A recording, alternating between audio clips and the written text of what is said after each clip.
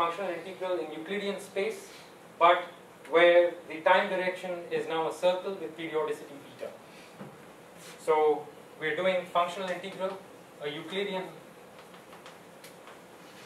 This can be re-expressed as a Euclidean functional integral.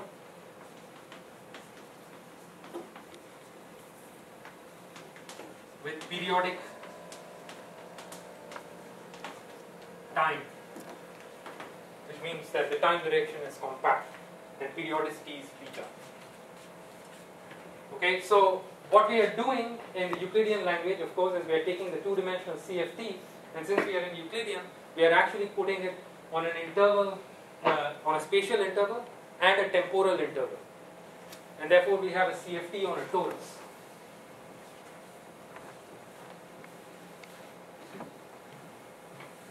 So that means we consider the CFT, two-dimensional CFT on a torus, and a torus is usually signified by this fundamental domain. So this is the time direction, tau, and we can always use, because this is a conformal field theory, we can always use conformal rescalings to set the length of the interval to be some prescribed number, say 2 pi, the spatial interval, and then the time direction is beta. So an important property of the CFT Cartesian function on the torus, because of conformal invariance, is that conformal invariance implies that ZCFT on the torus, on the two torus, has to be modular invariant.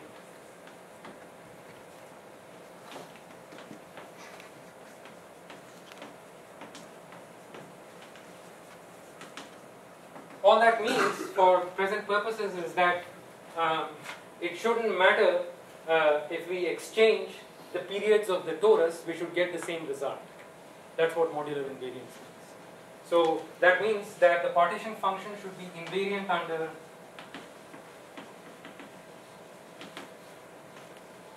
under beta over 2 pi goes to 2 pi over beta. Okay, so that's just conformal invariance implies modular invariance, requires modular invariance on the torus. Now, if you assume this property to be, if you require this property, which is necessary, then you can actually find a very rigorous, result, which actually is quite quick. But since I'm running out of time, I will not derive this. So this has, I will just refer you to the result due to Cardy. So this is a famous result due to Cardy, that this modular invariance property implies that the density of states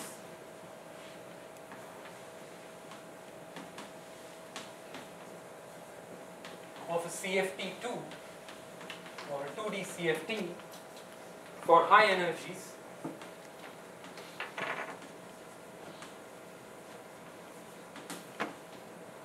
grows exponentially with the energy, in particular grows as, so D is the density of states, it grows like e to the 4 pi times square root of the energy times the central charge of the CFT divided by 24.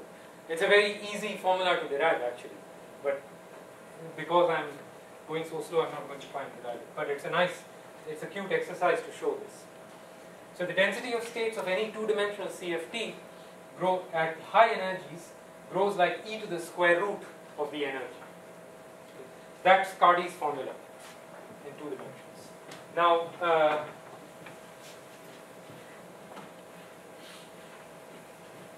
okay, so when does the Cardy growth of states actually hold?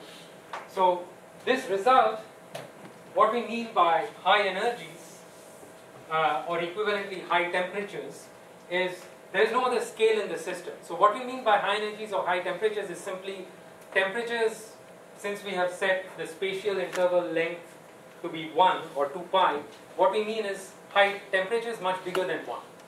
So for temperatures much bigger than 1, the partition function is basically dominated by high energy states, and the density of these high energy states grows exponentially with the square root of the energy. So this is true for, so this is a result that was deduced by looking at temperatures much bigger than 1. Okay, in the units where the spatial interval length is set to 2 pi. Okay, so that is the condition for the validity of the Cardi growth of states. So now let's look at what AdS3 CFT2 tells us. Does AdS3 CFT2 reproduce the Cardi growth of states? And what does it tell us about what temperatures, at what temperatures the Cardi growth of states takes? Okay, so this is a purely CFT result based on modular properties of CFTs. So then the question you want to ask is how this is realized by gravity in antidissident treatment. Okay, so classical gravity in AdS3.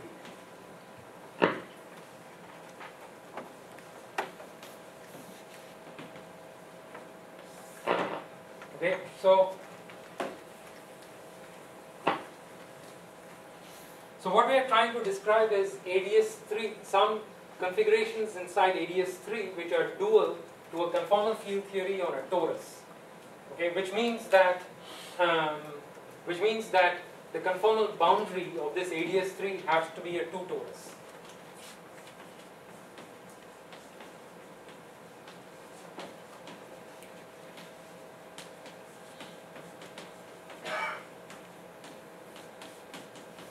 This is 2 torus, which is basically S1 cross S1, and the spatial direction is a circle of size 2 pi, and the temporal direction is also periodic with size beta.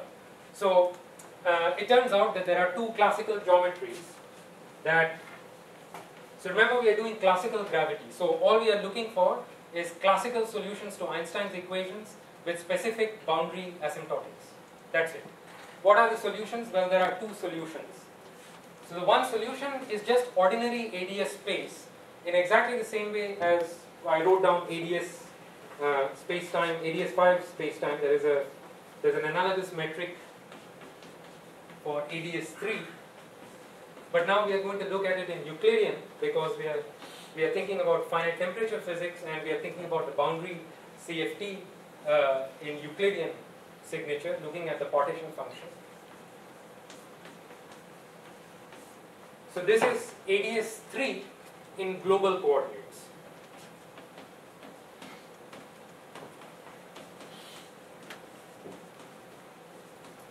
And if you look at the expression, the metric we wrote for AdS5, you will see it's almost identical to that, except that the spatial slices, which are, the constant R slices are actually S1 cross S1. So here we have phi, the spatial direction phi is periodic with period 2 pi, and the time direction, which is the Euclidean time direction tau, is periodic with period beta. So constant R slices of this geometry are S1s cross S1s, and the conformal boundary is an S1 cross S1, which is a torus. Okay. So that is one geometry, and this often, because all we did in this geometry was to make the time direction Euclidean and make it periodic, this is often referred to also as thermal AdS or thermal AdS3.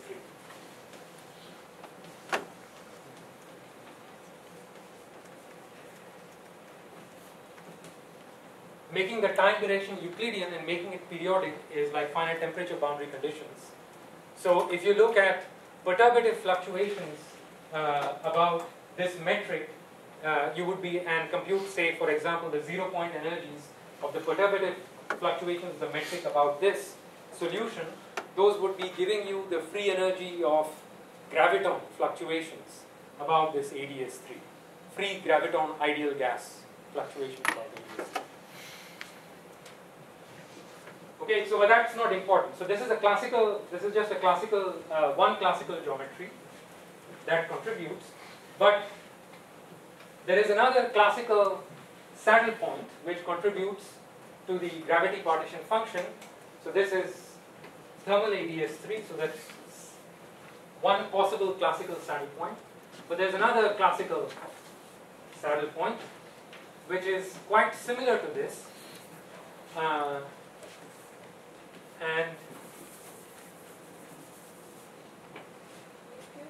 yes. I is constant, right? How it work with the mass energy after over? Can you say that? Repeat the question. Because R is constant and the mass I don't know how it works in the mass. Constant R. R is constant, and the last term seems nothing. So you're worried about constant R slices or no? Because you have told me that R is constant, so the last term. No. So all I meant was that, okay, so maybe that was misleading. So all I was saying is that if you look at constant R slices of this geometry, though they look like S1 cross S1, right? But the geometry is not just constant R size, it's actually all these slices put together along the along the R direction. The full geometry is obtained by just stacking together all these slices. And the boundary of this geometry, or the conformal boundary, is again at R tending to infinity. Okay? And the conformal, because you know that the constant R slices are S1 cross S1, if you take R to be very large and kind of define a cutoff, you know that at that cutoff, the boundary slice, the conformal boundary, is going to be S1 cross S1. Yeah, no, the full space-time is three-dimensional. But the statement is that this three-dimensional metric and fluctuations in it are in one-to-one correspondence with a two-dimensional quantum field theory and its fluctuations.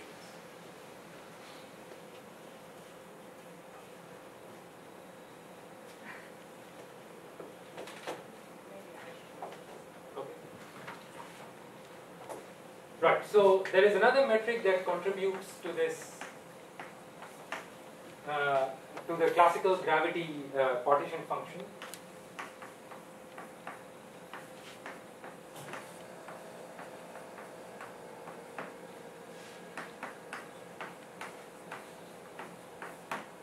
Okay, and this metric again has the same properties that at every constant R slice, the geometry looks like an S1 cross S1, and so that means that, and in particular if you take R to infinity, you will see that the conformal boundary of this, the asymptotics of this metric, R to infinity, is exactly the same as the asymptotics of this.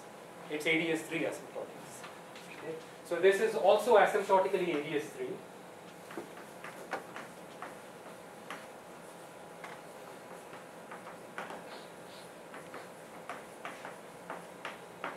Right, and its conformal boundary is again a torus, S1 cross S1, because the Euclidean time direction is periodic, the spatial direction phi is periodic between 0 and 2 pi. Okay, so there are these two geometries that contribute, the classical geometries that contribute. So when you have two solutions that contribute, you have to think about, or two saddle points that contribute, you have to think about possible competitions between them. And that's effectively what we will be thinking about. But before we do that, we just think about what this geometry really is. So I should mention that actually this, because we are in three dimensions, it turns out that this particular metric that we wrote down locally is no different from ordinary antidecimal space. Okay, it's just usual AdS3 with certain identifications. But that's a technical point.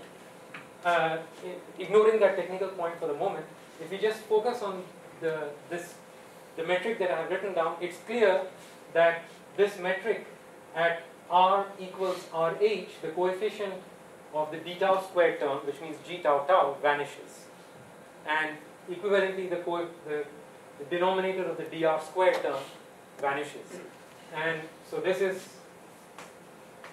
has the form f of r d tau squared plus dr squared divided by f of r plus r squared d phi squared. And if you recall from basic GR, this is the form of the Schwarzschild solution. And wherever the coefficient of d tau squared, which is the GTT component of the metric, vanishes, is where there is a horizon. So there is actually this metric actually describes a black hole in AdS 3 with horizon at r equals Rh. Okay. And the fact that this metric has a horizon where this component of the metric vanishes is actually quite important, because it has very important consequences for for the topology of this geometry.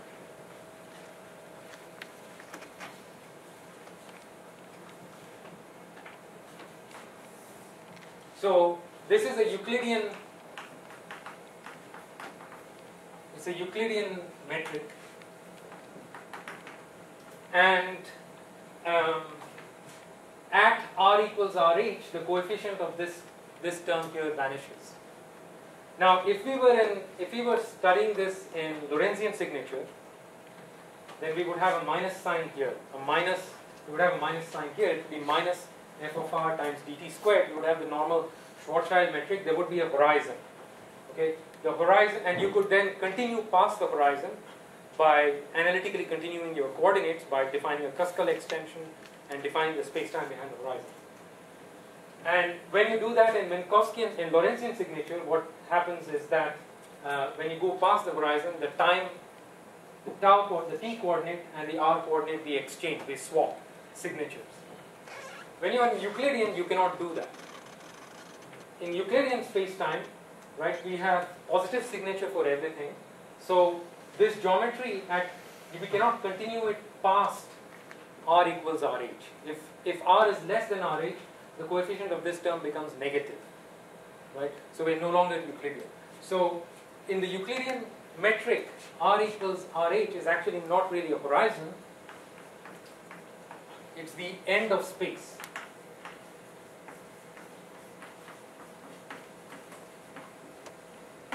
So if you have a black hole, if you have a normal black hole metric written in Lorentzian space-time, and then you analytically continue to Euclidean, at the location of the horizon in the Euclidean black hole geometry, space has to end.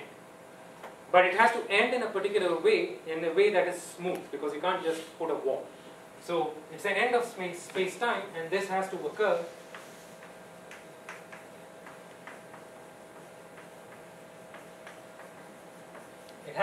smoothly. So what actually occurs at this end of space? So what is it that actually happens at r equals Rh?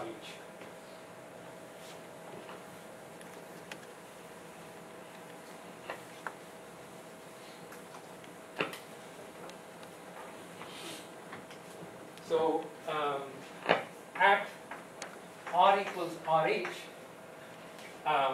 there's an important thing that happens, which is that Euclidean time circle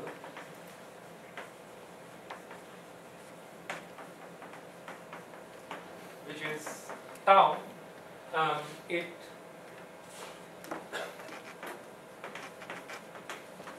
is vanishingly small. And the reason it's vanishing is because the coefficient of the d tau squared term vanishes at r equals Rh. So if you think about what's happening to this time circle versus the radial coordinate, the size of the time circle versus the radial coordinate, the time circle is large near the boundary of AdS. As r tends to infinity, the radius of this time circle is growing like r squared. So that's r tending to infinity. As we approach the horizon, r equals Rh, the radius of this time circle, which is proportional to r squared minus Rh squared, it vanishes, right? So the question that you have to ask is whether this time circle, when it vanishes at the horizon at r equals Rh, this vanishing, whether it happens smoothly or whether it leads to some kind of singularity. And generically, if you're not careful, it will lead to a singularity. In particular, it will lead to a conical singularity. Okay? So, a very important fact is that you must require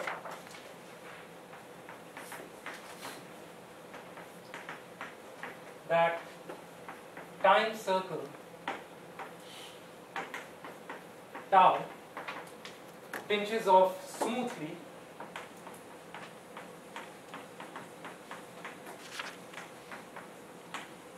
at r equals RH. Okay? And this requirement is actually very easy to implement. All you need to do is look at the portion of the metric in the tau r subspace. Okay? Focus on the part of the metric in the tau r space.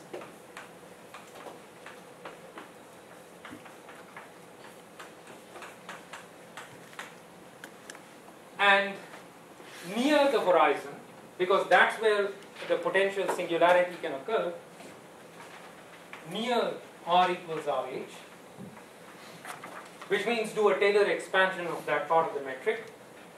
And we know that f of r vanishes near r equals RH because that's where the putative horizon is. So near r equals RH, that metric, that piece of the metric, just looks like doing the Taylor expansion. F prime of RH times r minus RH times d tau squared plus dr squared divided by f prime of RH times r minus RH near the horizon. Now, there's just one other step, which is you can do a coordinate transformation. You can define a new variable which allows you to recast this part of the metric as basically a metric that's locally flat.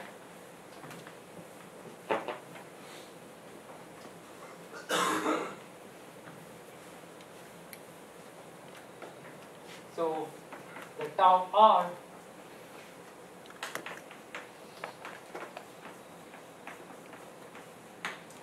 so the metric, that metric can be recast by doing a simple variable change,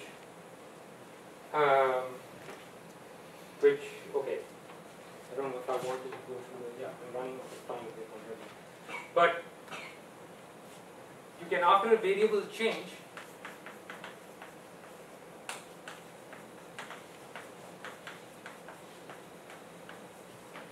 which basically means take rho, define rho equal to some constant times square root of r minus RH.